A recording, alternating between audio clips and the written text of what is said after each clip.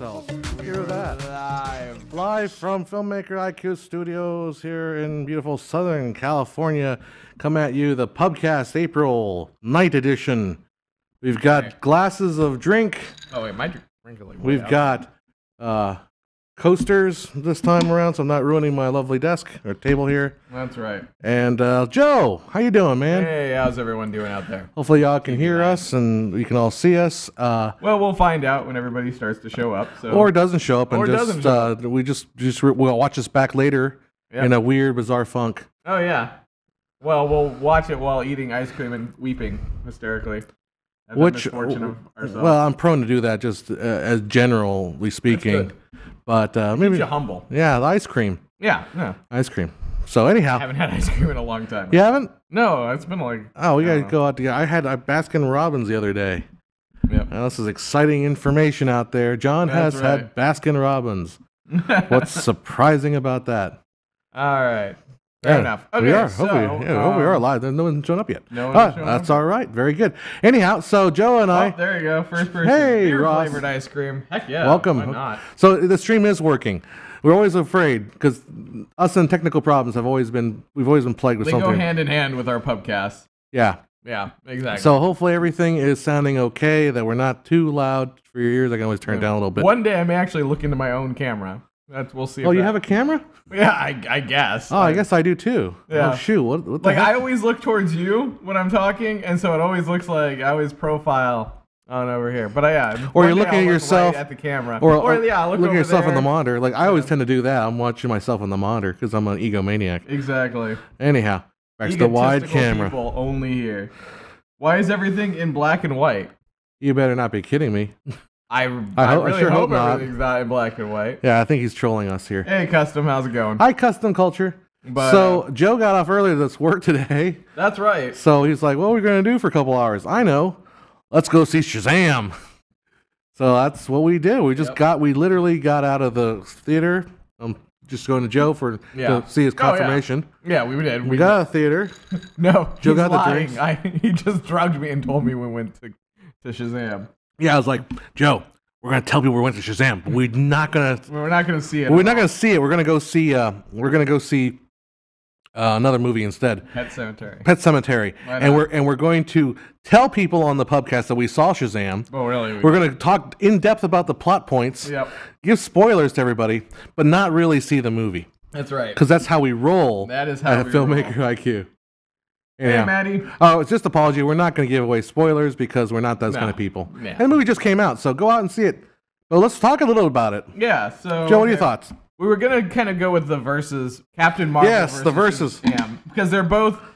If you're a comic book nerd, you know they're both were actually really named Captain Marvel. Just Marvel's version was Captain Marvel, and then DC's version was Captain Marvel. And for all those people, I mean, people like me, I mean, this is my secondhand hearing of something, but apparently Captain Marvel was a comic book made by another company, and DC didn't like it because they're like, those powers, they look suspiciously close to Superman, and sued the heck out of that company. Yeah, exactly. And then the company went out of business, and they're like, well, what are we going to do with this Captain Marvel thing? DC's like, I wonder. Let's just take it and make it our own. Yeah. So that's how Captain Marvel comes around.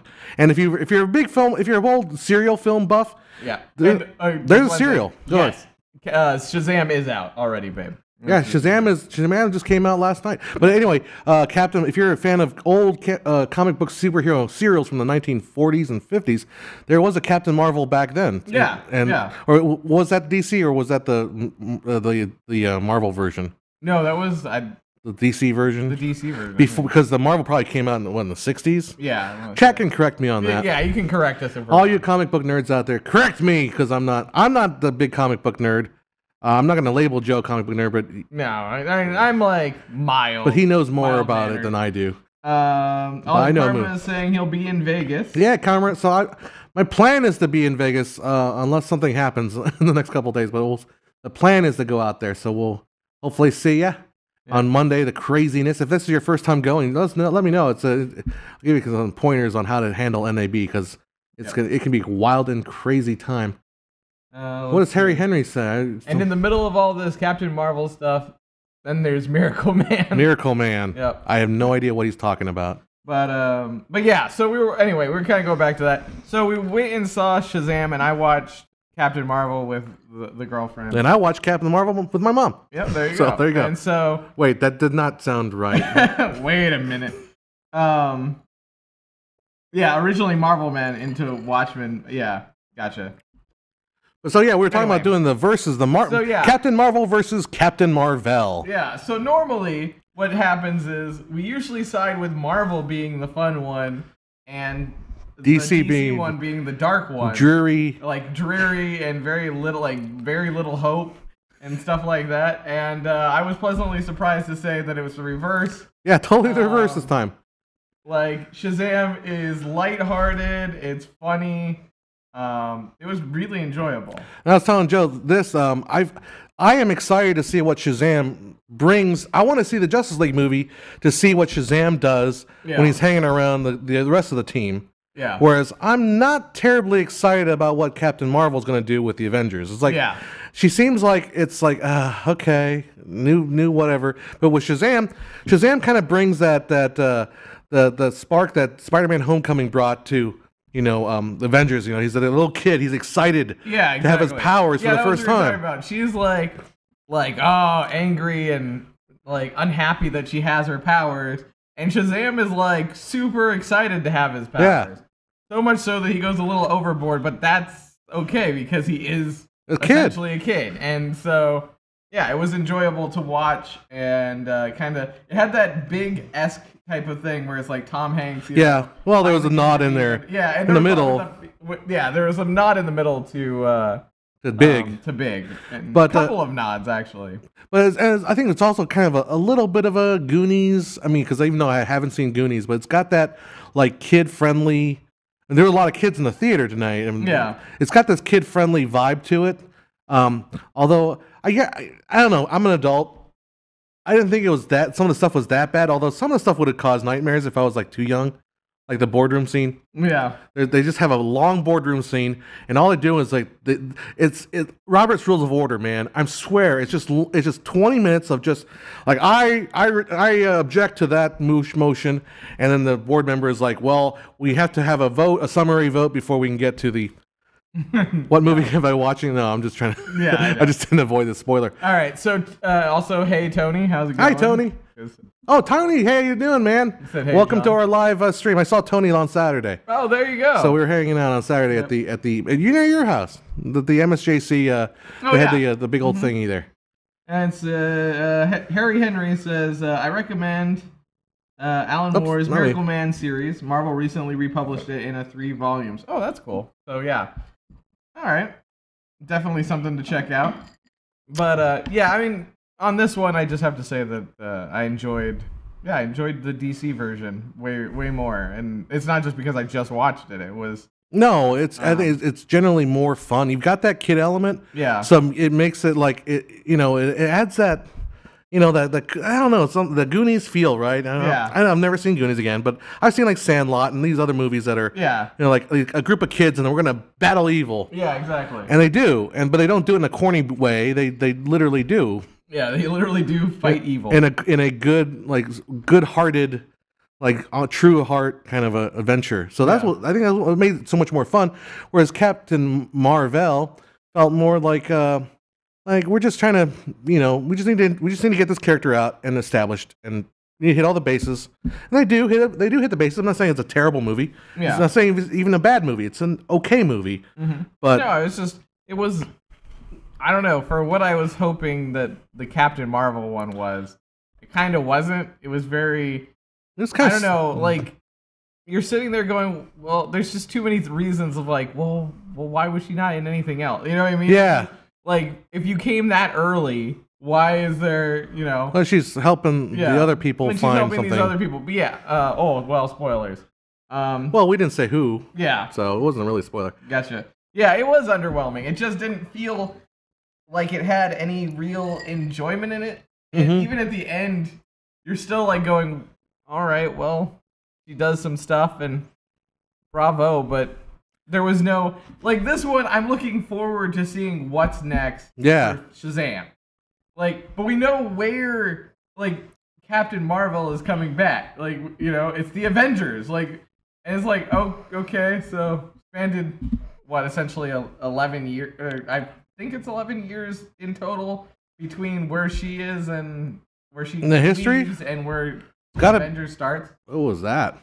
Somebody hit the roof of our studio here. Anyway, but I mean, it's just saying, it's underwhelming. Like, I'm not super big on seeing what happens next with Captain Marvel, but I am interested, especially after what I saw at the end of Shazam, to see where they're going with it. I'm really impressed. Spoiler alert. I didn't say anything on that. I know. Just it's like, to see where they're going. If you at this point in this environment of world that we live in, and we tell you that Shazam is if you think it's a spoiler to tell you that Shazam is connected to the larger DC universe, then you haven't been paying attention to comic book movies. Like, they're all connected. So for us to say that Shazam's going to appear in a Justice League movie, I would hope that's not a hoping he will. Haven't said anything. Well, yeah, it's true. Here's the thing. At this point right now, I think DC's feeling a little underwhelmed with their version of the universe. Yeah. Especially now that Henry Cavill is essentially like. That's why. Oh, never mind. I'm going to say it. Yeah. Oh, I know. Yeah. I avoided that one. I didn't make the connection until we just said it. Though I'm not going to say anything more. But yeah. We're playing with fire here, John. We're playing with fire. But yeah. Nerds. So my thing is that I'm really hoping that if they start making, like, Aquaman. We have to see Aquaman. Yeah, I gotta watch it yet. But from what I've been told, it's really fun, and so Shazam's really fun, and I'm hoping, like, now Joaquin Phoenix's Joker, if anyone's seen my gosh, that trailer to it, looks amazing. However, he feels like a standalone side Joker. Yeah. You know what I mean? Like, he's like the Batman Begins version of it, like, where he stands alone in his own kind of crazy. And the cool thing is, I'm down for that. Yeah, no, I'm down for having multiple timelines and multiple Jokers, like saying, okay, well, you know, you're watching Star Trek Next Generation and I'm watching Star Trek Deep Space Nine. They're connected, but, well, that one, they're in the same universe. But you know what I mean? You know, but it's also like, well, I can watch Sean Connery's James Bond, and I can watch Craig Ferguson. What's his name? Craig. The latest James Bond. What's his name? Oh, Craig Yancey's a teacher. I know. No, dang it. Craig. Roger Moore. Roger Moore. But yeah, I think of his name. Anyways, the guy's married. Rachel Weisz's husband, basically. Yeah. I can watch that, but I can live in a world where there's more than one James Bond. Yeah. You know, and I can live in a world where there's more than one Joker, especially the way the Joker's always been presented as having a fractured history. So whatever he's telling you, the Batman will say, "Is that the real truth?" It's like, well, it contains parts of the truth. That's true. That is very true. You could look at it that way. Oh. But yeah, and then Lisa's super excited for the Joker movie. I think everybody is. It's a real life kind of take. Like, you don't really feel like you're being pulled into like a comic book-esque thing. This really looks like a guy who just went psycho. This looks like Taxi Driver. Yeah. You know? But with a DC twist, and it's kind of interesting, and it'll be interesting to see. What's fascinating about this trailer is it of course made huge waves in the social media and the popular ecosphere. It did so without hardly any special effects. Yep. There's no explosions. There's no CGI like flying saucers and crazy things happening from the sky. Yeah. It's literally a guy with makeup on. Yeah. And we are all going nuts over it. Yeah. So it goes to show you, like, I think. Well, I was having this conversation. I hate to keep bashing going back on a particular video of mine called 24 frames per second. But anyhow, people are saying, like, people go to the movies to see something they've never seen before. No, they go to the movies to see good stories. Exactly. That's why people go see the movies. Now, like, let's talk a little bit about, maybe we can give me your thought on it. Like, the difference in going to a movie and watching it at home. I mean, is there what drives you to go to the theater rather than watching it at home? Lately, very little. However, that being said, as we went today, I mean, the nice thing about it was there was no phone calls. There's no distraction. Yeah. I watch like a lot of the time. I'll watch stuff and it's always a side glance. Mm-hmm. You know what I mean?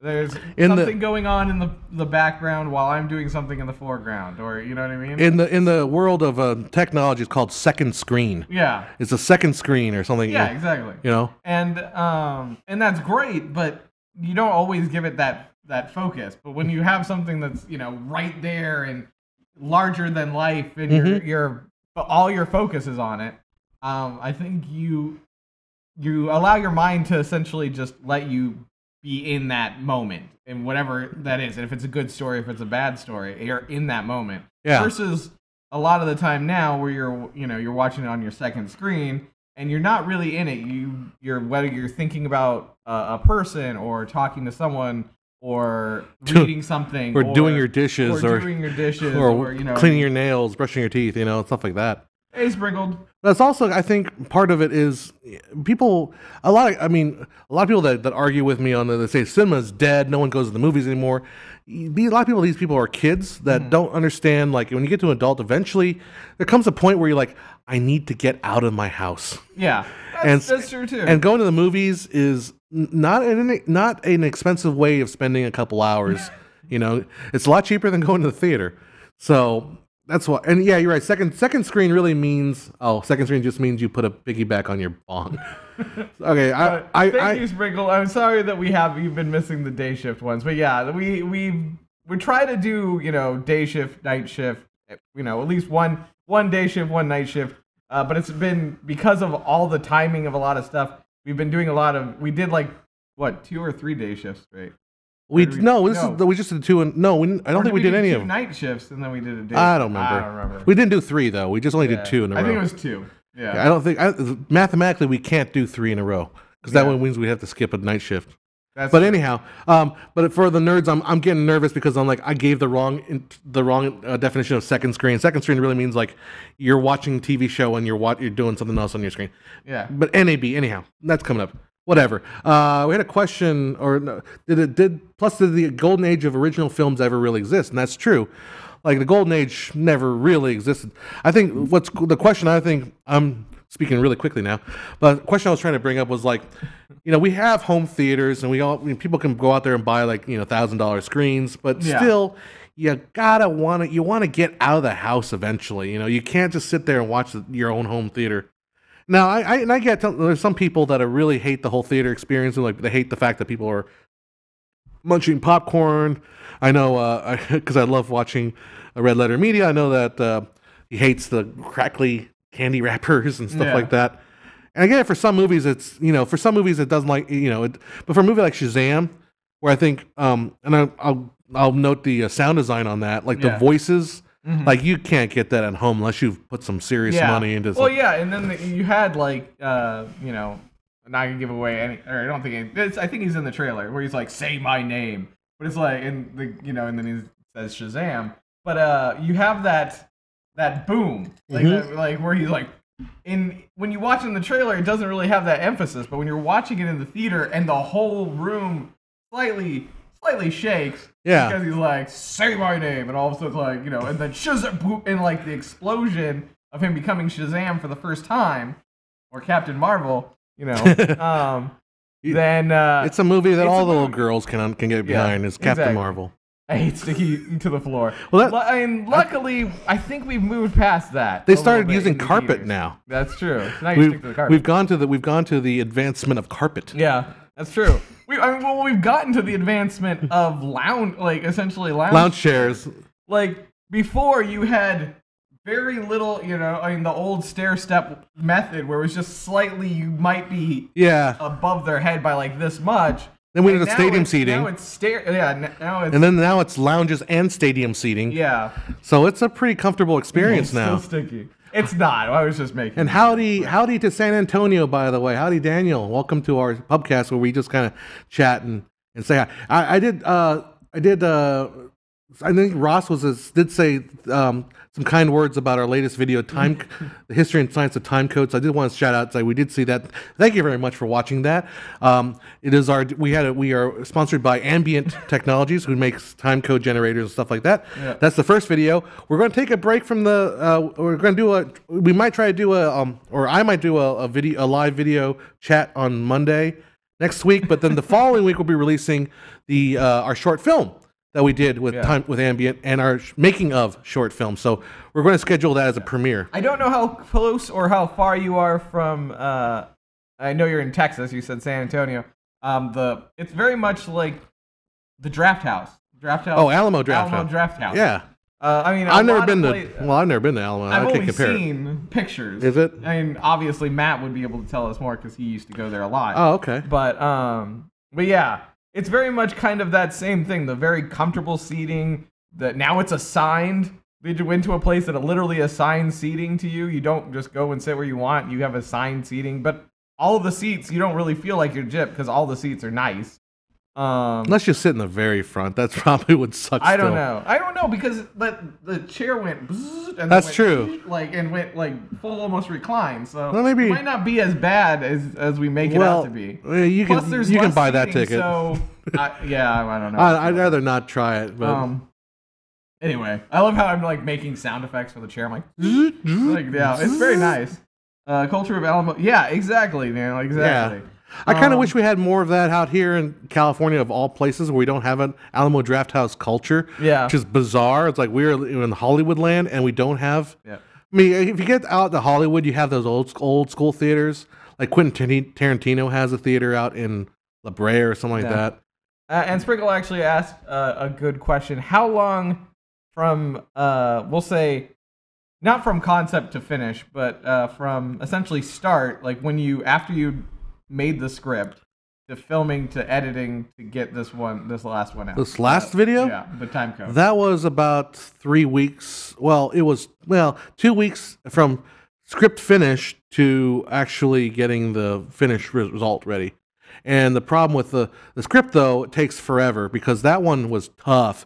Because I got way deep in the weeds as far as the time code science or how time code coding actually works. I started reading up on Manchester and coding, and I was like, well, you know what, guys? I'm not going to explain to you what Manchester encoding is because I don't understand it, and I would have to basically teach you basic signal like theory, and I don't even know what basic signal. So I just kind of, there's a point where like, you know what? We've gone far enough into the weeds. I've given you enough of it so you get a sense of what it is. We're not going to go all the way into the darkness. Yeah. But anyhow, that's where that one was. And you never know, Daniel. We may take you up on your offer because Texas barbecue? And Texas barbecue would be interesting. Maybe we do a road trip in a couple months here and just go to Texas and make our way up to New York. And then we'll have salsa made in New York City? New York City? That really chaps my head. Yeah. Okay. And that was paste picante sauce, right? Paste. Yeah. Paste picante. Paste picante. So shout out to anybody in the chat that remembers that commercial. You're a certain age. I can tell you exactly how old you are. Yeah. But yeah, no. And so there you go, Sprinkle, right there. Concept and what he had to kind of shave off there to make it something that everybody would enjoy. Plus, we've had to hold on to a lot of this stuff because we were waiting on certain things. Yeah, we had to finish the business deal, and so it had to wait for about a couple months on that. Yep. But as you've seen, the time code is out in 2 weeks, or just before the next Pubcast. We will be releasing the short that we worked on. Finally, we'll be able to get you guys to see that, and then. When is the behind the scenes coming out? It'll come up literally like 10 minutes after the short film is released. There you go. 10 minutes after that, you'll get to see us running around like chickens with our head cut off, doing stuff and having a lot of fun. A lot of fun. New York City, get a rope. That's right. Yep. So on that, we're gonna try to do the premiere thing with that video. I think Premiere, what it does is allows you guys to watch it with us. So I have to pick a time. It's probably gonna be Wednesday from next Wednesday, and it'll go on live, and it's like this, I think, where it's like a live chat, and then so we'll do like the video, and then we'll do the video. The film itself is 8 minutes long, and the making of is 24 minutes long, because that's how we work here at Filmmaker IQ. I am working on another video here, and it might be kind of fun to show you guys the prop that's here. What did I cut the Joe for? Hey. So I'm gonna walk to the camera here. Okay. I'm walking here. Let's see if you guys know what this is. We're gonna play a little game. Oh. Yeah. Okay. That's probably a good plan. Yeah. This is worth some serious money here. Well, not really. All right, do you guys know what this is? Ooh. It's a blank screen without John. Yes, it is. That's exactly what it was. Because no one was... I should have gone to the wide angle. Yeah, that probably would have been a better one to go to. All right, so you guys... Yeah, who knows what this is? All you youngsters out there. All you old folks. All right, yeah, so if you didn't... Joe, can you just tell everybody what it is so I don't sound like a fool? It's an NES. The Nintendo Entertainment System, obviously. Yeah, so this is mine from back in the day. Inside of it is the Excitebike cartridge. Yeah, you saw it. The Excitebike. Yep. I had to pound this thing a couple times in order to get the start. Yeah. The fact that you had to pray to the gods as you blew inside the cartridge in hopes that it would start up. Each person had their own version of how they could get a cartridge to work correctly. None of that was really real or valid. But because it was just the pins. And my dad told me, "Don't blow into it, son. It's bad for it." And he's probably right. No, he was right because essentially little bits of salt get on the contact and it corrodes it. Yep. But the whole point of that was, so there's a lot of people on my 24 video saying that when they watch 60i footage is not 60 frames a second. It's 60 interfields per second. So I pulled out my. I'm just gonna spoil it right now because you guys aren't the same way as gonna be complaining about that video. But I shot a TV, an old CRT TV playing the Super Nintendo Excitebike. And I shot it with my camera at 60 frames a second. And guess what? Each frame is different. Yep. So it is 60 frames a second. So PC Master Race. Eat your heart out. I was playing 60 frames a second in 1989. Anyhow. That's right. Yeah, I mean, everybody had their own version for how to get an NES to work. But yeah, so that's a cool thing that's being worked on. Also, me and John have been talking about finally working on a bigger project that we both kind of wanted to. So we've got to sit down and start writing that one.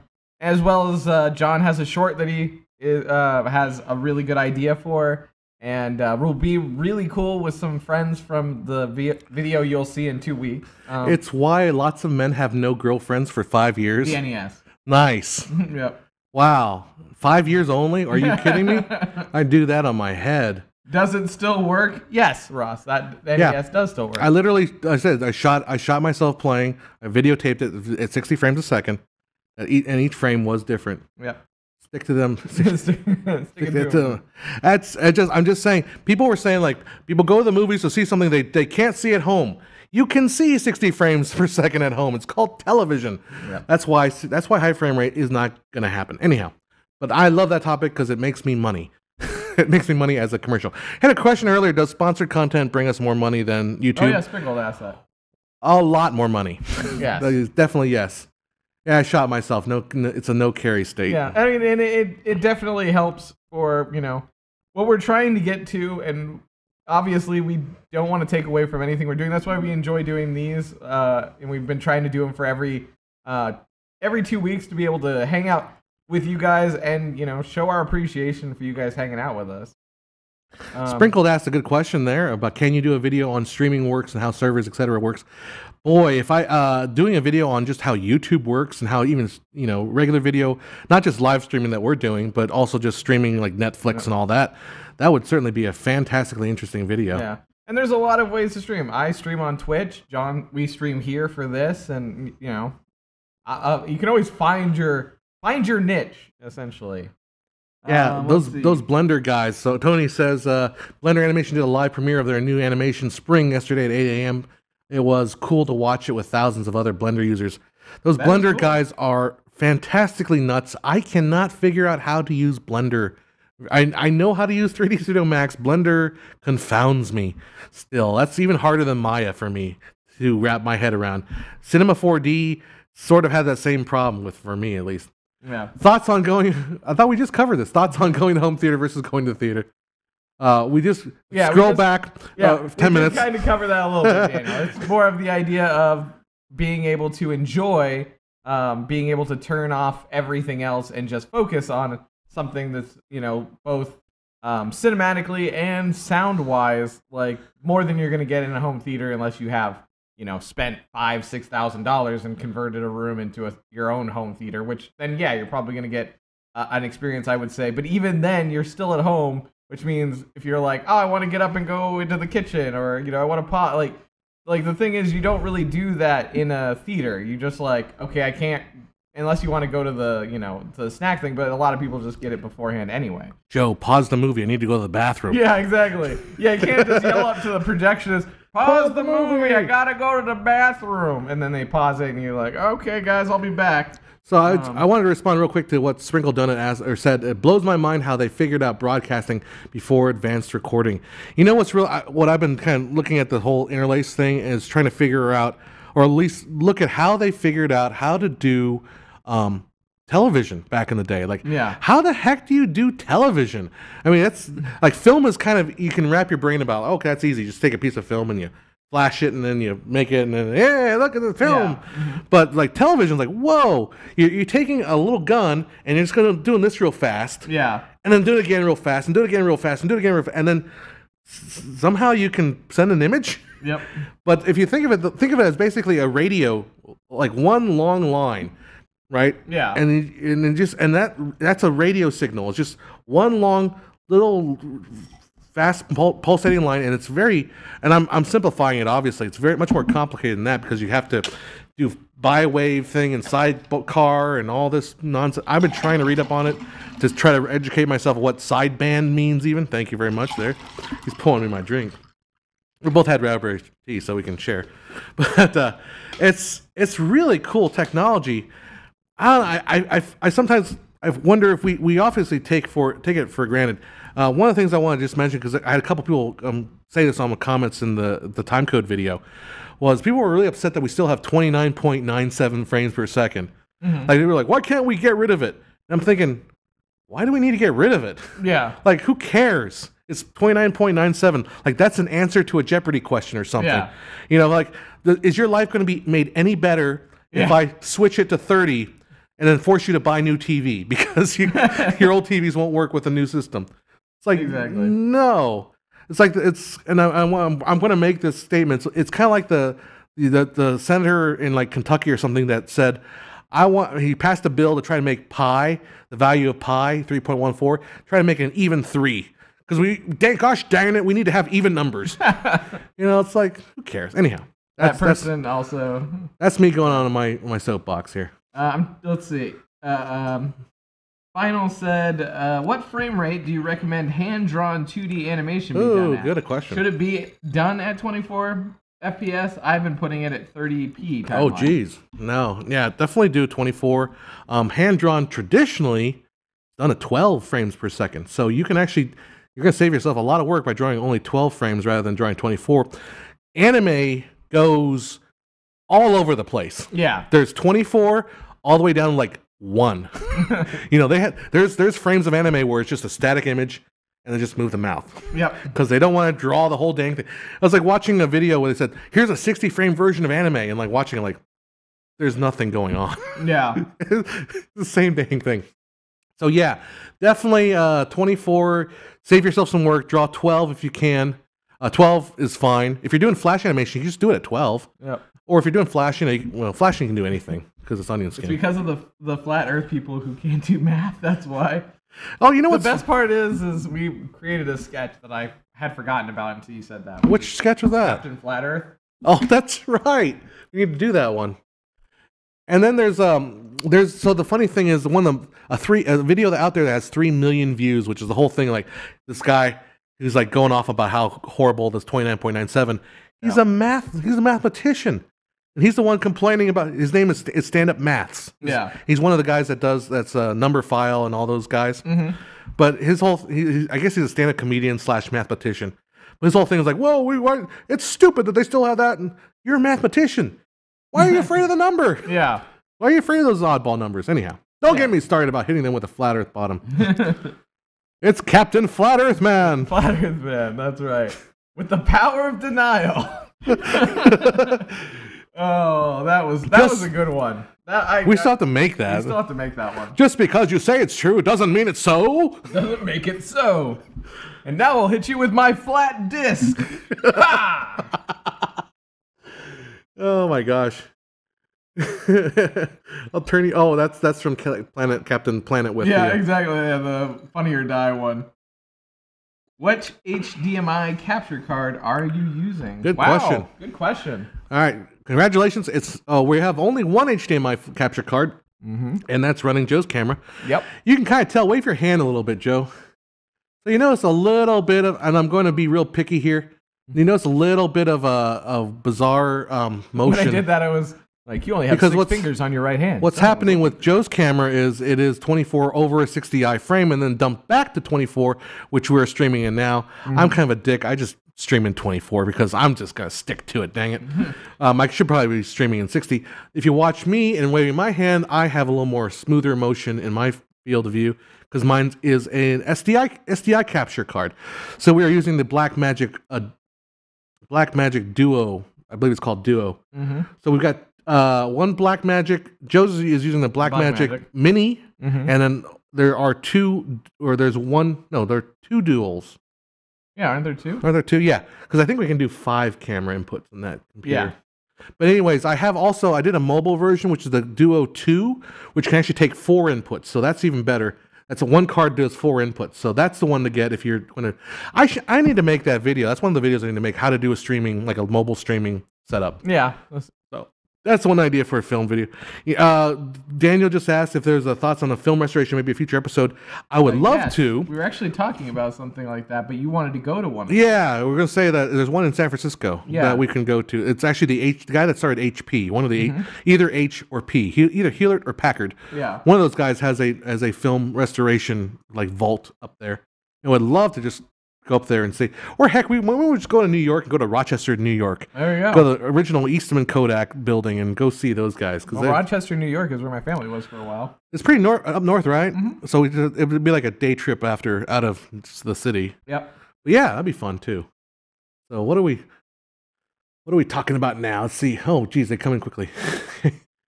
Can you cover your PC graphics card and processor? Oh my goodness.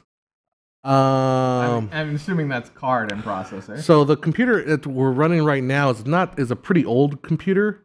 It was my editing computer 2 computers ago. Every 3-4 years, I rebuild my computer. I build a new computer. Yep. And so this one I think is about 6 years old. Yeah, I had this before I moved into my office. Yeah. So it's not very powerful. Streaming HD video doesn't require a super powerful computer. Thankfully. But it requires hardware to incept. It requires a lot of it requires a lot of hardware or a lot of software if you don't have the hardware. Yeah. Which is why people have problems with streaming it. Yeah.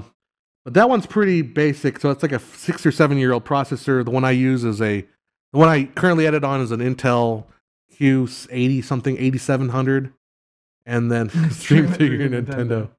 That's one thing Joe is going to do one of these days. We're going to stream Nintendo games. Yeah. Oh, that we were going to do the game night thing, but do it actually on my stream, but do N64. Yeah. And did you ever get that N64? Because Matt said he was going to get it from his sister, and still don't think he has got it. But we were going to do the N64 competition of GoldenEye. Oh, I would lose so bad at that. I never played that game even. So streaming video will be awesome because it improves.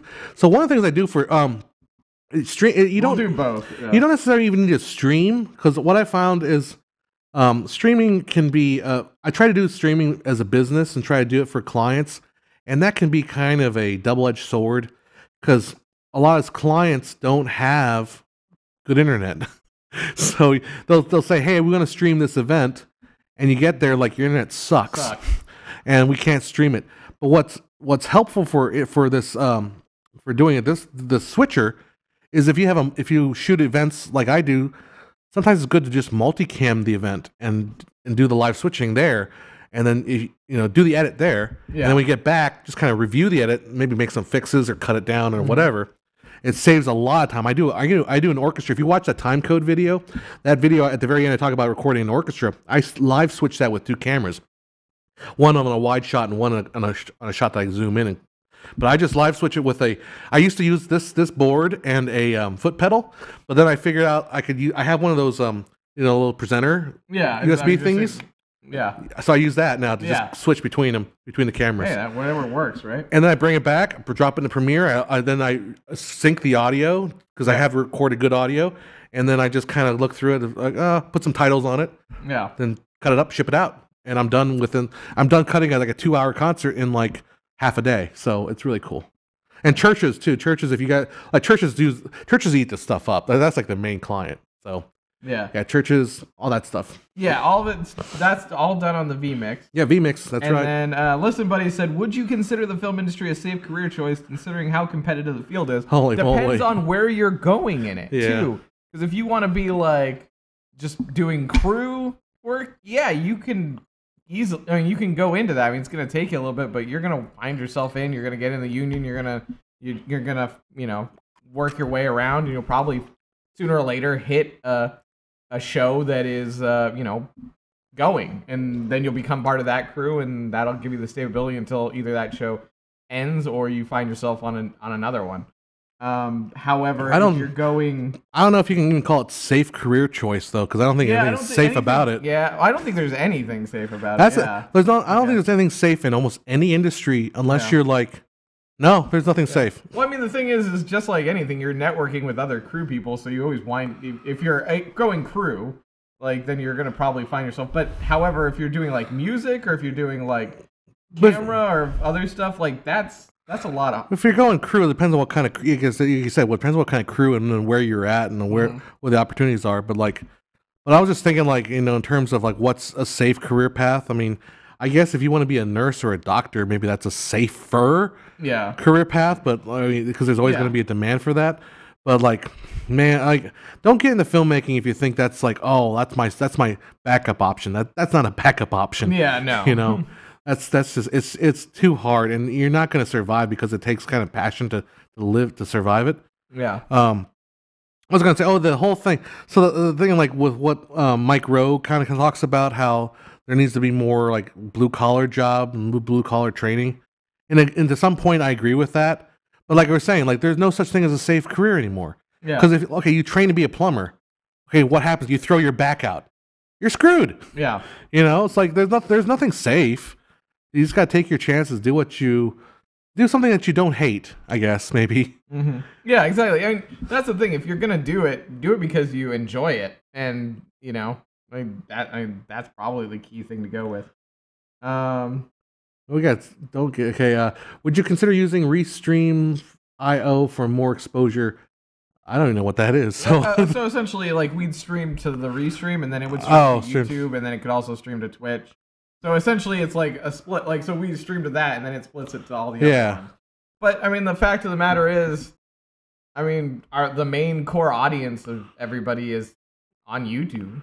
I mean, you could get some more exposure if we went to Twitch too and went into the chats there. But I mean, you guys all tend to find us here, so going that way would be an entirely new route. And it would bring in probably some new eyes. Maybe people would be curious. Well, but I mean, at this point, we'd be starting from zero too. Yeah. So that's the problem with going. We'd have to start from zero. Plus, we'd have to have their chat up, and then your guy like YouTube chat up. I mean, it gets into a lot of little nuances that you have to start kind of working with. And maybe if the Patreon.com/filmmaker IQ gets going to a certain point where we're like blowing the top off the place, we could be doing more live streams, and we'll do like a 1 week on YouTube, and then we'll do like some other chats on Twitch or whatever, or Facebook or whatever it works. But there's the Patreon.com/filmmaker IQ. We can push that little sucker. Don't forget this filmmakeriq.com. Today is Roger Corman's birthday. We're doing dailies today. So, and then yesterday was Heath Ledger's birthday, which I said happy birthday to him, he's passed, but I said, excuse me, I'm really proud of you, Joaquin, but Heath Ledger was the greatest Joker of all time.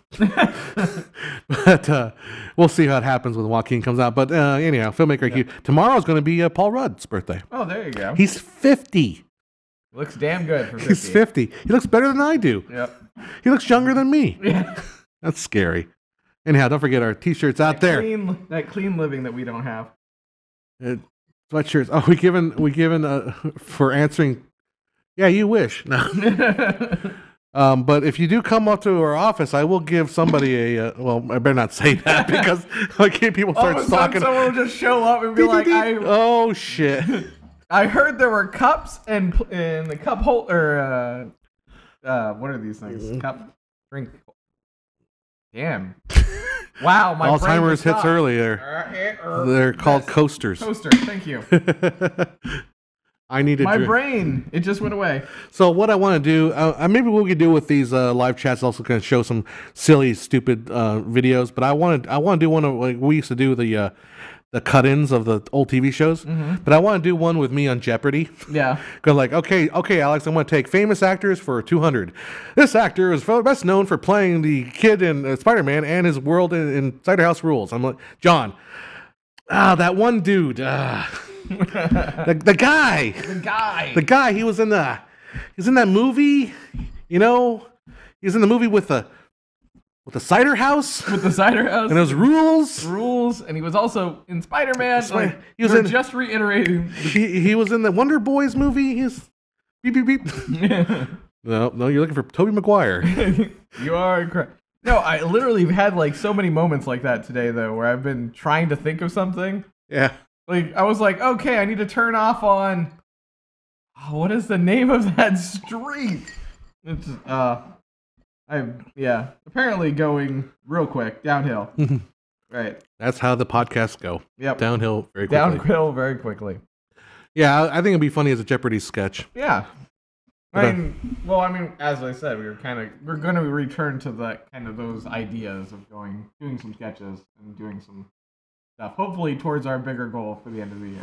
Well, yeah, I mean, right now, I'll be honest, I'm going through, my mom's having some issues, health issues, so I'm going through a lot of pressure trying to figure out how much time I can spend at home versus how much time I can spend here. Blah, blah, blah. I mean, right now I'm being torn apart. Tearing me apart, Lisa. Yeah. But I mean, right. Oh, hey, Mark. I would love to be able to get back to the fun of filmmaking. Mm-hmm. And then last time, if you joined us here last time, we talked to a guy on YouTube or on Patreon now. He's a Patreon subscriber. Mm-hmm. But we talked about how the fun of filmmaking is not sitting alone on your computer making this stuff. Correct. That's not fun. Yep. I mean, it is fun, but it is not the fun part of filmmaking. The fun part of filmmaking is going out there, meeting people, hanging out with people, making the film. I love it. One of the best experiences I think of a film is just we write something, we come up with something, we give it to the actors, and we watch it come to life. Yep. And watch it come to life in ways we didn't expect it to come to life. Or the way we thought it was going to come to life, but they bring it, they get it, and they bring it to it. Yeah, exactly. So that's what it's so good. Yeah. Is YouTube my full-time job? No, unfortunately, it is not. It is my full-time addiction. What happens when it dies, though? What are you talking about? It said Custom was saying, yeah, that was me you were talking to. That's true, yeah. Custom. Was it Custom? That's right, it was Custom. Thank you for joining our Patreon, by the way. Yep. I appreciate that.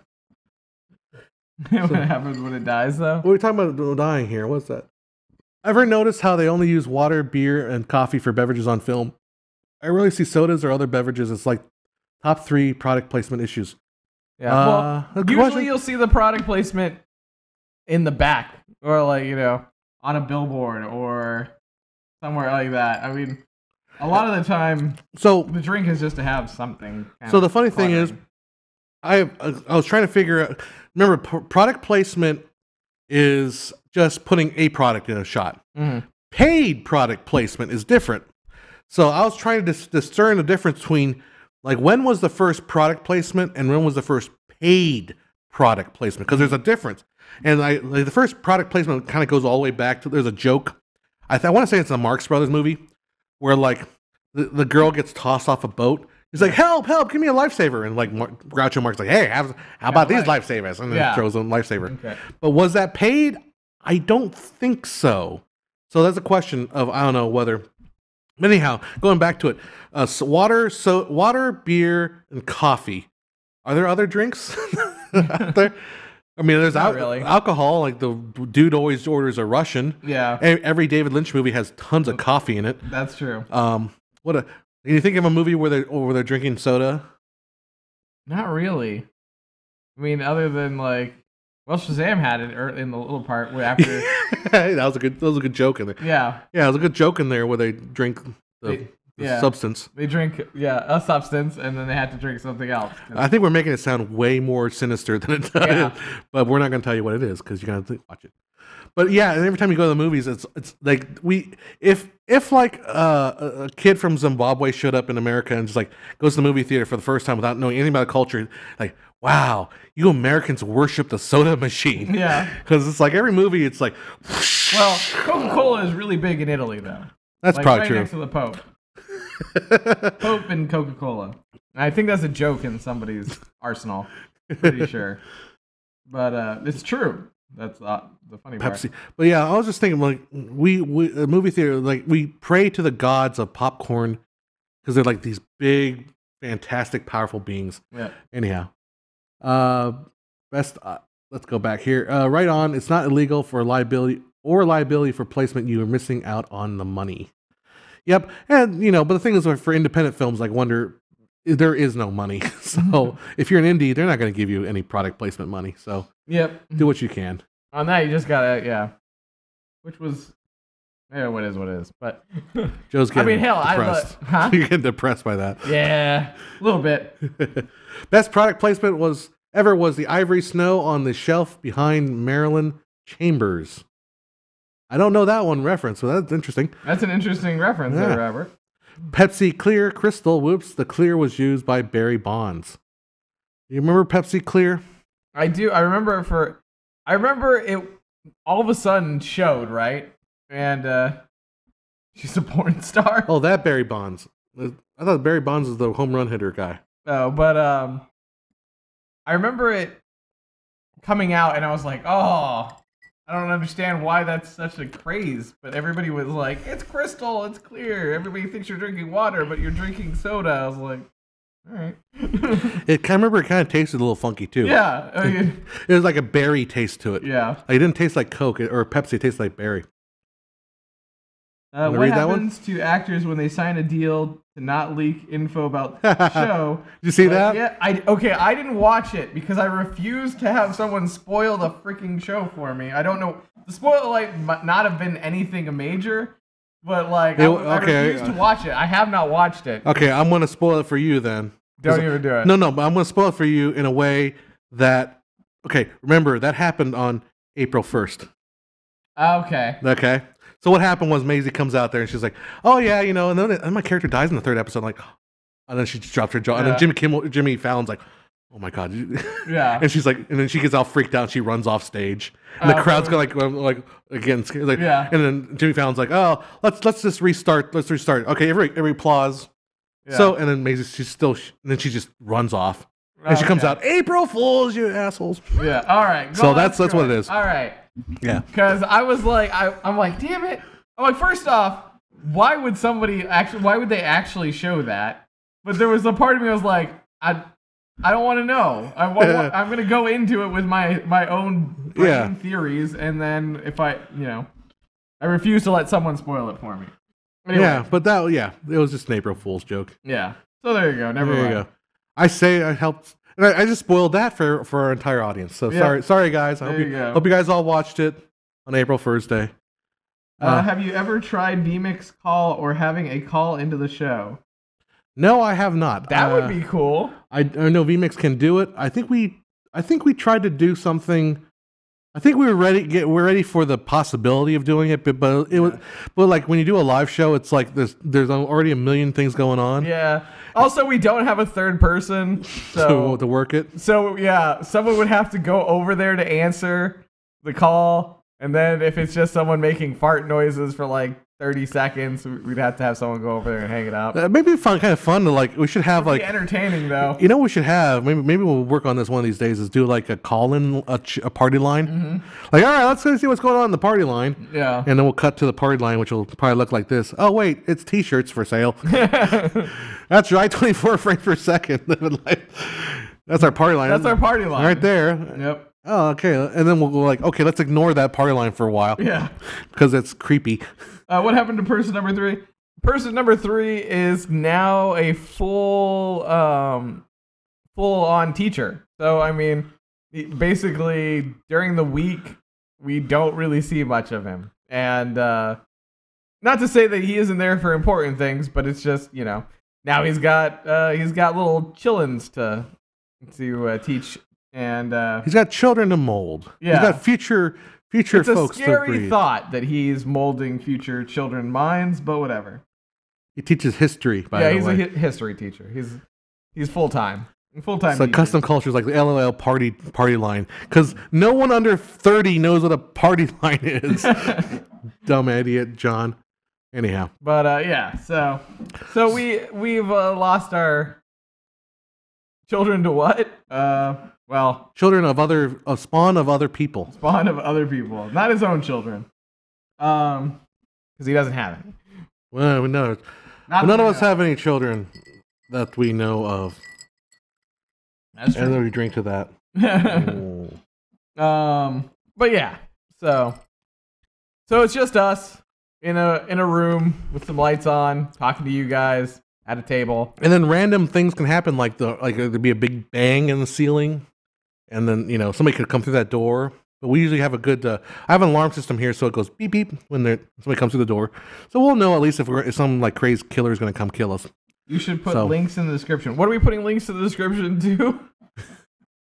Because I don't think it would be Tim's teaching. Actually, that's what we should do. If you guys want to go and scare the living bejesus out of Tim, we'll put a Google Maps link to where the school he teaches at. Norco, whatever. You should put links. Okay, yeah. What with a horrible echo? None that not that he knows it. You beat me. You beat me. You beat me. Gotcha. It's time for the giveaway of the new 24 FPS shirts. See, there's a horrible thing that I would be like, all right, I will sponsor this giveaway of a 24 frames per second t-shirt, but you have to send Tim something. Oh, there you go. Well, here's the deal. The problem is we can't really do it because it would go to there's other people that might be tortured by that at the moment. But later on, when he gets his own new place, we'll do that. Actually, no, because I'm probably going to be roommates with him at that point. No, probably. Never mind, people. We're not doing that plan. So Let's choose someone else. But here's what I will do for you, Ross. Just for you alone today, right now, April 5th or whatever the day is. If you go to the site right here, teespring.com/stores, that's filmmakeriq.com, and you buy 2 shirts, I will give it to you at the price of 2. Yeah, buy 2 shirts for the price of 2. There you go. It's a great deal. It's a great deal. You will not find it anywhere but teespring.com/store/filmmakeriq. /2 t-shirts. Buy 2 t-shirts, get them for the price of 2. What a deal. What a steal. You must go there right now and take care of it. Great. And then I win one less bulk bank account like before. No, the magic thing is your bank account remains exactly the same. Just don't look at the statement for a while. Yeah. Just wait a month and then you can look at it. Wait a minute. Yeah, that's okay. Anyways, we're having fun. Obviously, we have fun on these podcasts. I'm not kidding. I'm just because I'm so kind. I'm going to allow everybody in the chat room tonight to have that deal. You all have that 2 for the price of 2 deal. Of course, you're going to go to patreon.com too. There you go. So there you go. But I think it's thank time. You guys for hanging out with us. Yeah. We do appreciate it. It is a Friday night, and man, these guys keep getting their chats. You're kidding. Any cool gadgets we should be keeping an eye out for? I'm going to be going to NAB next year. Next year. Well, hopefully I'll be going to NAB. I mean, the only thing I just wonder if if I need to hang out here. It depends on what situation my mom's concerned here. But we were actually talking about that, getting a brewery to actually sponsor our Pubcast.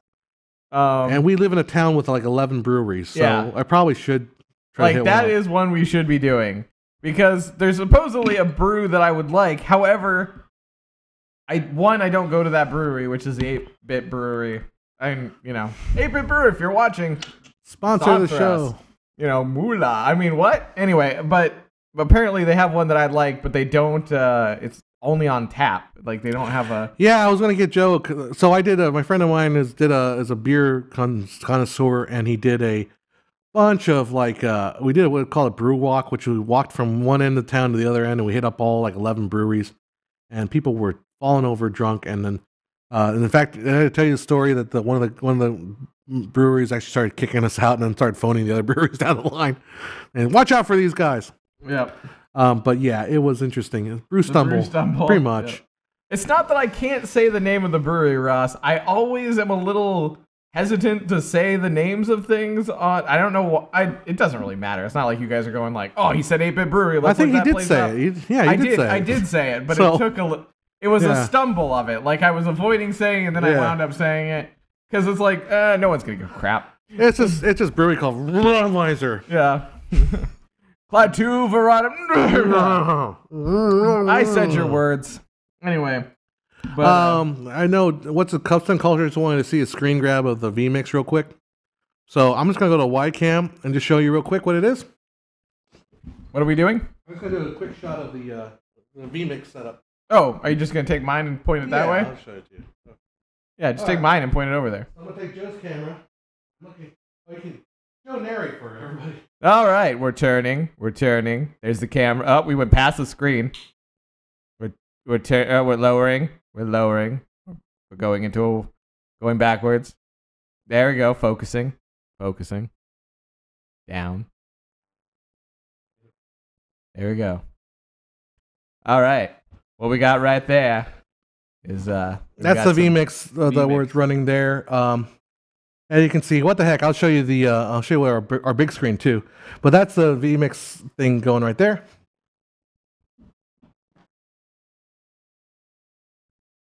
Let's see. Yep, turning. Back to the So there's all your guys' words right up there on the screen, and that's how we view everybody. That's what we're looking at. Oh, I'm back. Except I have also an iPad that has. Joe, hold up your iPad. What you say?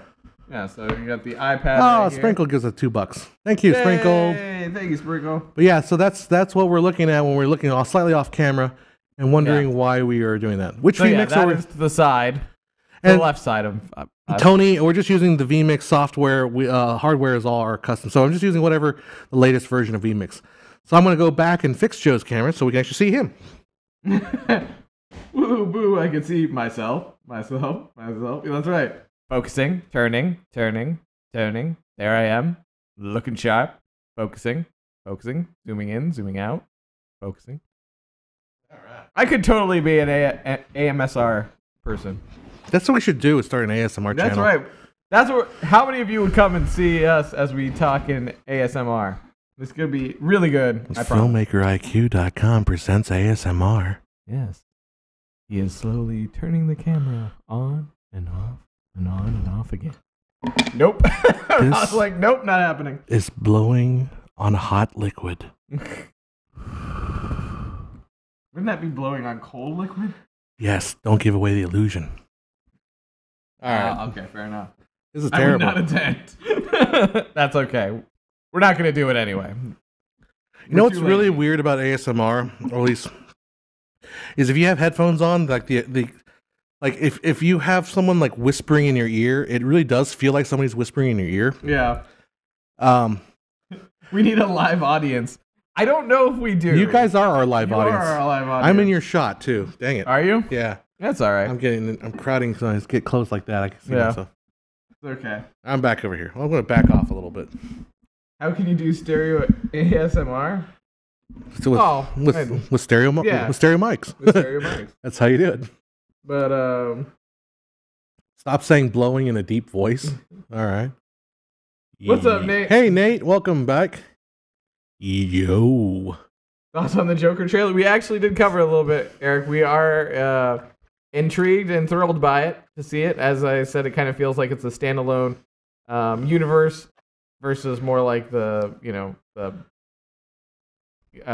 extended universes, because it's very much, there's not a lot of explosions. It feels more real than a lot of the other ones. It just seems like a guy who's, you're watching essentially like the making of a Joker that's insane in a regular world. But I like it. I think Joaquin Phoenix is going to do an amazing job. What are your thoughts about the Pikachu detective movie, Joe? I don't know. It just feels like Deadpool in a Pikachu body, isn't it? Running around. Yeah, you hear that voice, and you're like, that's Deadpool. Yeah, and it's got the same accent, same like inflection, same. It just feels like Deadpool. It made me laugh. But it looks kind of cute. Looks kind of cute though. I have no idea what the heck they're talking about, but it looks kind of cute and fun, and might be fun to watch. I don't know. Yeah. The trailer we saw today. I've seen that before, but I thought it was pretty good. Now, we saw that trailer for that movie with Charlize Theron and what's his face? Oh, Seth Rogen. Seth Rogen. I don't buy that. Like, I don't buy that romance. Just looking at the two of them. Yeah. Like, there's no way Charlize Theron would go after Seth MacFarlane. Sorry, Seth Rogen. Seth MacRogan. Seth MacRogan. Seth MacRogan doesn't look like her type. I don't buy it, but then the little quotes in the movie or trailer like, oh, this is the best comedy pairing. I don't know. Yeah. I think Charlize Theron would go after maybe like Mad Max. She'd go after him. If she had an arm. What's yeah. his name? I can't think. Tom Hardy, because they were, in the movie together. But anyhow. What are we asking here? No, it's the one where she, like, Charlize Theron is like a president. Yeah, she's like she becomes the president. Becomes the president, and then Seth Rogen is like a speechwriter kind of, and then she falls for him. Not even a speechwriter. He's like he's Seth Rogen. He doesn't even play a character. He's just Seth Rogen. He's literally Seth Rogen. He's like high half the time, and he's like bumbling and making wisecrack jokes. Yeah, and he just laughs hysterically. Yeah, Air Force One. I don't know. I don't think that. I'm from what I see in the trailers, I'm not buying that. Yeah. So, Daniel Sandovar, are you tired of superhero movies yet? So I was trying to steer the conversation in movies that aren't superhero movies, just to kind of. We're trying. Just to kind of like That's what we saw today as a superhero movie. I was trying to spike the mix. Yeah. Pikachu isn't a superhero movie, so that's an example. But there is Avengers coming up on the 27th, which I believe is Joe's birthday, or at least around that time. Gave away. I think the last thing I saw was Circle, which was that one on Netflix. Actually did a good job. It's like a low budget film and did really well. And yeah, I enjoyed it.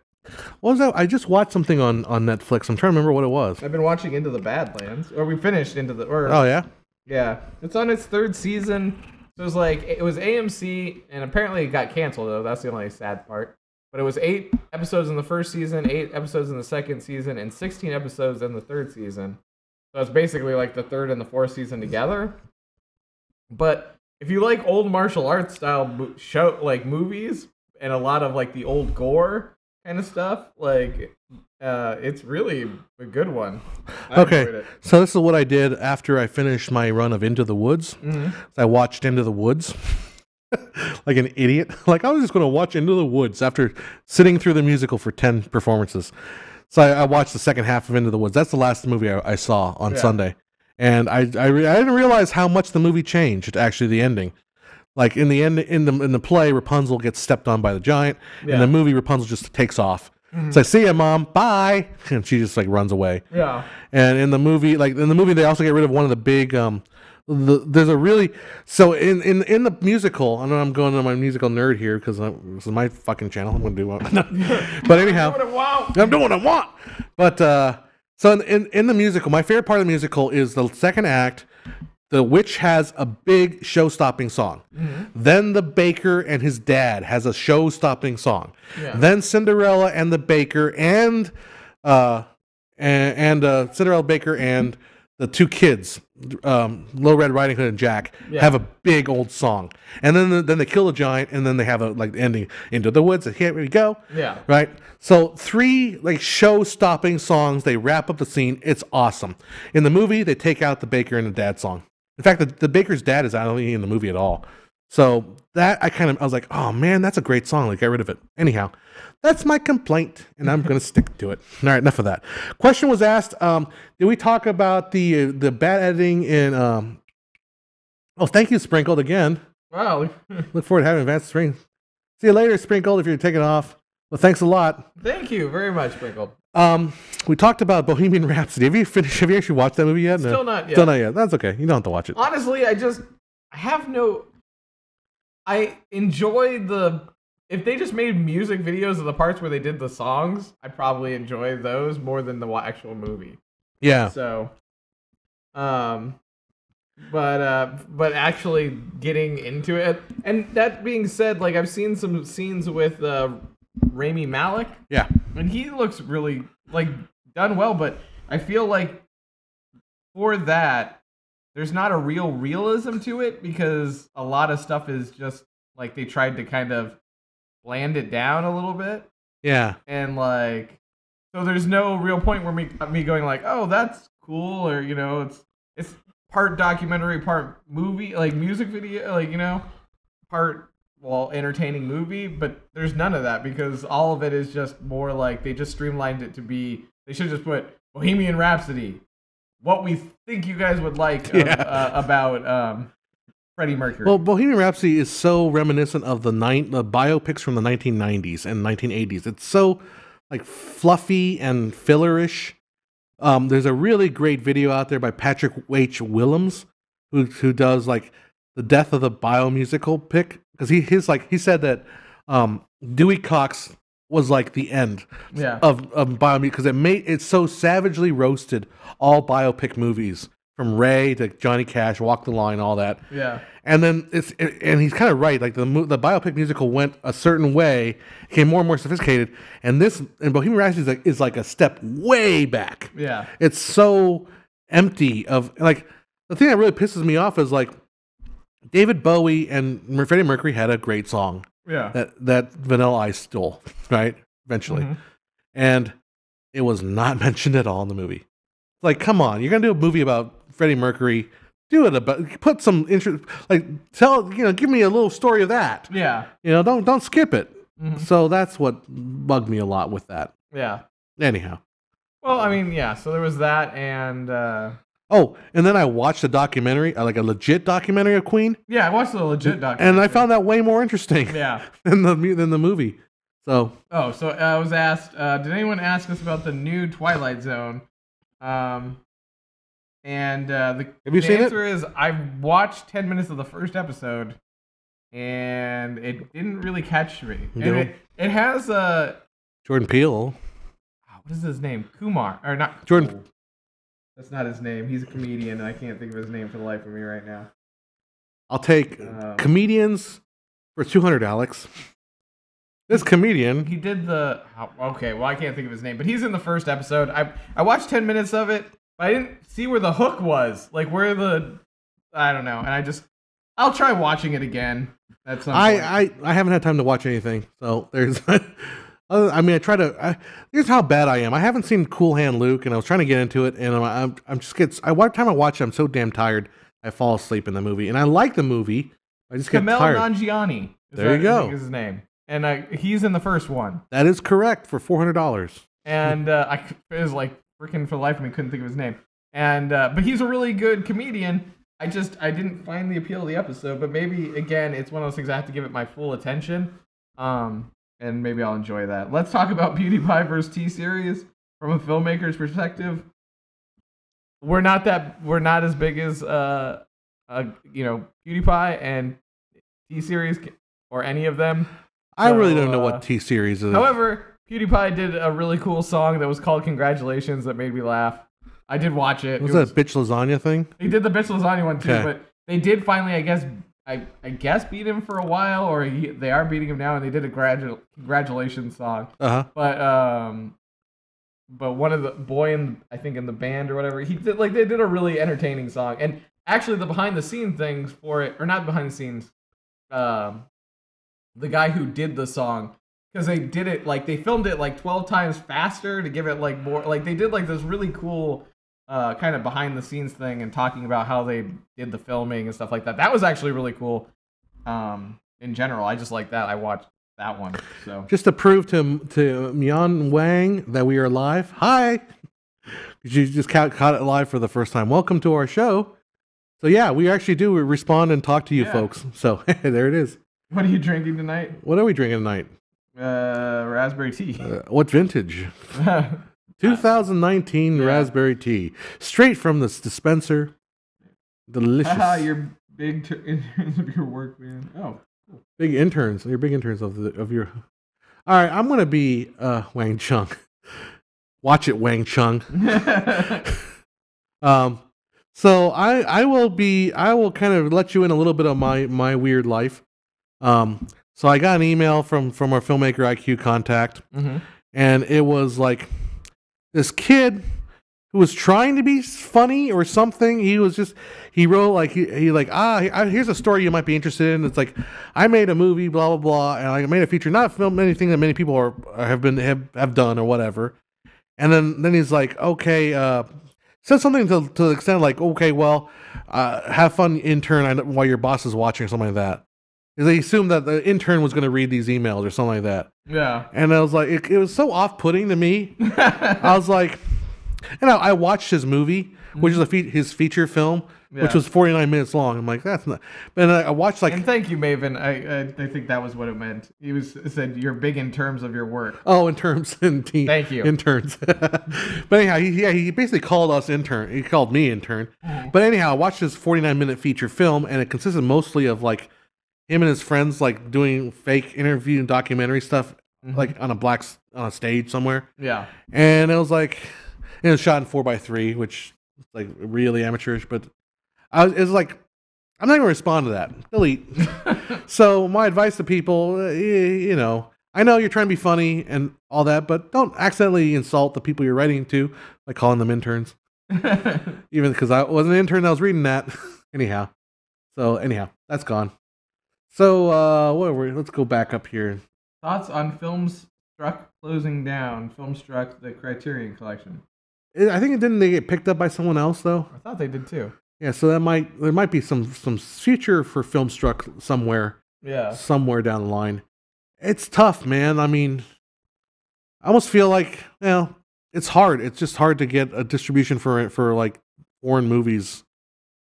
It's a difficult thing unless you're paying people that are paying like $75 a month or something for it. Yeah. So you guys all down tonight. I was just doing a story about Roger Corman. So one of his companies called New World Films, I believe. They actually, which also produced a bunch of films that got people started, like Ron Howard. His first movie he directed was for these guys. But anyhow, they also distributed a lot of foreign films. And this is back in the day when you didn't have internet, so stuff like that, distributing an Ingmar Bergman film is kind of a difficult thing. So anyhow, the Criterion Collection, Filmstruck Part 2 opens on Monday. So I guess they are coming back. Yep. So that's Wish good. they streamed making of documentaries. That would be cool, but you know what's any good resources?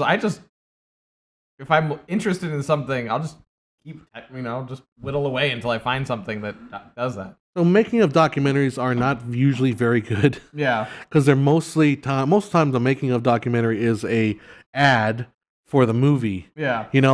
Well, yeah, that's true. Remember when back in the watching the day, like going like HBO, like we're going behind the scenes, the making of, Yeah, I mean, whenever you see it making behind the scenes of Game of Thrones too, you're like, okay. Yeah, it's an ad. Yeah, it's just basically like, oh, I worked with the dragon and the green screen and da da da. It's like the only ones worth watching are the ones like after. But even then, they're so like condensed. Yeah, it's more fun to watch like the Talking Dead or shows like that. Though I enjoy, I watched the Animal House one, and the Caddyshack one. Oh, Caddyshack one was entertaining. But those are legit documentaries. Yeah, exactly. Those are the advertising. Yeah. Like there's one that's floating out there called The Captain's Seat in Netflix about Star Trek Next Generation. Yeah, I saw that voiced. That's a great documentary because it shows you all the crap that's happening. Oh yeah. But like every time, or like you watch these behind the scenes documentaries, and everyone's like, "Oh, I read the script and I fell absolutely in love with the script. I had to phone my agent and call and tell the director." I'm quoting word for word every single one of those interviews. Yeah. I called my agent. I told him I had to be on that movie, and they no. Yeah. Like a bunch of other stuff happened, and they made you this offer, and you accepted it. No. You like the person. Heck, maybe you like the director. That's cool, but it's all crap. Yeah. Well, I mean, the thing is that some documentaries are just boring. Yeah. Everything ran smoothly, and it's the ones that you get everything went to crap, and yet they still made a really good movie. that I find interesting. Or they made a really terrible movie. Or they made a really terrible movie. That's going to be entertaining as well. Like Caddyshack, everything was going wrong. Like, that was what made it entertaining. Like, the fact that it was like Bill Murray was only supposed to be there for one day, and they were going to do a cameo shot, and that was it. And then all of a sudden, because Chevy Chase and Bill Murray had like this big, like they thought they had this big blow up, you know what I mean? So they're like, oh, don't put Chevy Chase and Bill Murray together or else things are going to go to shit. You know what I mean? But that was the interesting things. And then they're like, you know, then all of a sudden, apparently Chevy Chase was really professional and Bill Murray, and they got through their scene, and then they're like, oh, this was really funny. Let's do more. But yeah. Your glasses hanging precociously on the tip of that coaster scared me. Not really. That's fine. I'm just going nuts. Anyhow, it's like, oh, never mind. But what were we talking about? I want a behind-the-scenes documentary of this podcast episode. Yeah. All of it would be is just, well, we went and saw Shazam, so that's. I think didn't we literally turn the camera around just like 5 minutes ago? And we did actually. We showed you behind the scenes. Yeah, that's true. You have it right there. I prefer it if a DVD has an audio track where the actors or director discuss what happens on the movie over and behind. Yeah, I used to enjoy those. I find those ones though where it's like where they have the DVD one and then the three actors don't remember crap. Yeah, like about it. Like the director's talking like the director, and it's like, oh, the director, the producer, whoever it may be, they remember a lot, and then the actors just chime in like, that was a good scene, I remember that was fun. Like some of they're hit and miss sometimes. Yeah, exactly, they're hit and miss. But the funny thing is, I have not listened to a behind the scenes like DVD commentary for like probably 7-8 years now. Because I don't have that many DVDs, honestly. I stream everything nowadays, and I watch a lot of essays and stuff like that, but I haven't seen it behind the scenes in a long time. Maven says, my question for Mr. John is how impacting is the availability of cinema cameras like the Blackmagic 4K to be available in reasonable price? Okay. Let's see. Is it really worth... I'm just kind of trying to get some more context. Is it really worth... Where did it go? Is it really worth beginners aren't pro cameras... Or what?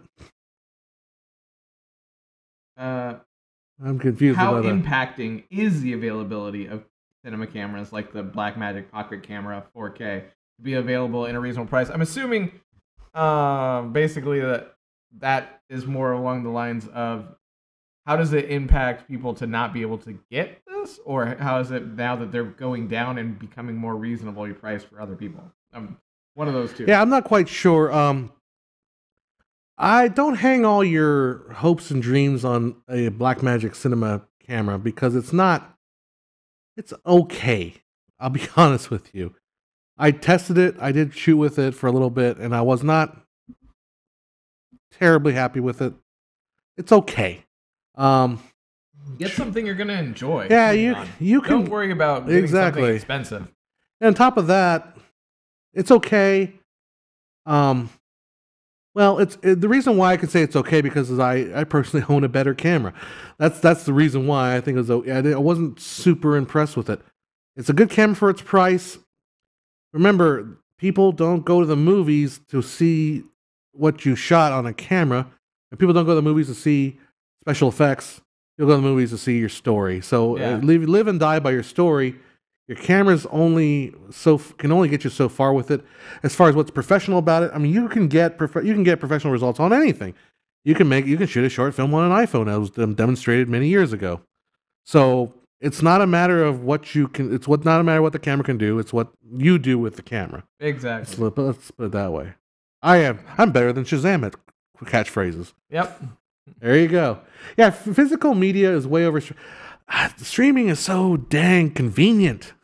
That's the problem. That's why I prefer Netflix and Amazon over like actual hard copies. It's just so convenient because I only watch movies like maybe once or twice, and then I'll move on to another movie. Maybe 5 years later I'll watch the movie again. But anyhow. Yep. So maybe thank you for the question. Discovered the channel recently. We're watching all of our physical behind the stuffs. Oh yeah, so hopefully you're gonna love our new behind the scenes of our latest film, which is gonna be called Out of Sync, sponsored by Ambient. But we're gonna release that in about a week and a half. All right. Well, it is. What time is it? Yeah, we can feel our energy dying here. Yep. Yeah, it is that time. Hey, oh shoot, it is. All right, guys. Thank you so much for hanging out with us. We really do appreciate it. Again, if you haven't checked out Patreon, check it out. If you haven't checked out filmmakeriq.com, go check there. And go see us on Teespring and get yourself a shirt. And we will be back in 2 weeks with this. John will be doing a report from the NAB coming up. It should be coming up. And just while we're ending it, Daryl, hi, how you doing? We did catch you, so we just to prove to you that we are live. We are live right now. We do have blood coursing through our veins. Yep. Well, what am I not human? Anyhow, am I not turtly enough for the Turtle Club? But no. Anyway, so thank you guys for hanging out with us. We will be back, and in the next one, we will be also have availability of you guys seeing the short and the behind the scenes, so we'll be able to talk about that with you guys. And yeah, so some good stuff coming up, and also probably a little bit later on, we will have the next episode of film. What is it? Jobs? Film Jobs. Thank you. It's not film jobs. Not the thing you do behind the back alley. It's just to clear things up. Just to it's clear not a film job now. But film time. But yes. So again, thank you so much, guys. And we look forward to it. The next one will be probably the day shift one, unless something happens with my set of work, and then it might be a night one again. We'll see. Well, we'll just keep an eye out on the channel. We usually broadcast these times about a week in advance, about 3 or 4 days in advance. So, okay, there's a film stock everywhere from the film job. Okay. All right, Ross really wants his sweatshirt, so I say go to teespring.com. 2 for 1. That goes for everybody in the chat tonight. Tonight only, 2 for 2. Yeah. I screwed that one up. Oh, quick. Oh, quickly. They found it. I could use a good film job. Yeah, we all could, couldn't we? Exactly, 909. Anyway, thank you guys again. Thanks, guys. Much. And we'll see you on the next one. Let's roll the music. And now...